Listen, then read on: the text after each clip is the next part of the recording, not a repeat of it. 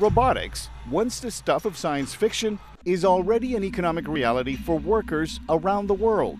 But automation's ability to do the jobs humans do faster, better, and cheaper carries a price, says World Bank President Jim Yong Kim. Accelerations in technology are changing the landscape.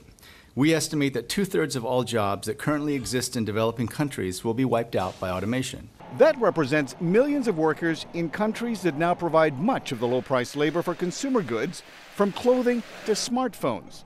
But the loss of livelihoods could have far-reaching repercussions, including the mass migration of displaced workers. It's a situation ripe for both opportunity and conflict, says economist Diane Lim at the Conference Board, a global business research organization.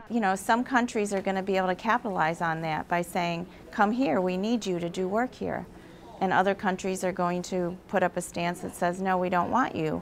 And so it's going to affect the global economy. The World Bank says it's an urgent issue given the many serious conflicts around the world, including the worst refugee crisis since the Second World War.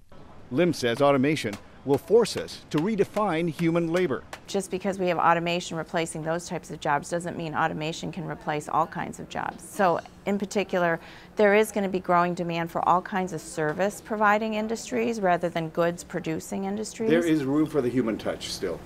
Yes. The World Bank says it's unclear how fast automation will cut jobs, but Kim says the time to act is now. And so for every country in the world, we have to think very seriously about what are the investments we need to make right now in order to prepare ourselves for the economy of the future. The U.S. has not been immune. Most studies suggest automation, not trade, was responsible for most of the manufacturing jobs lost between 2000 and 2010. Arcega for VOA News, Washington.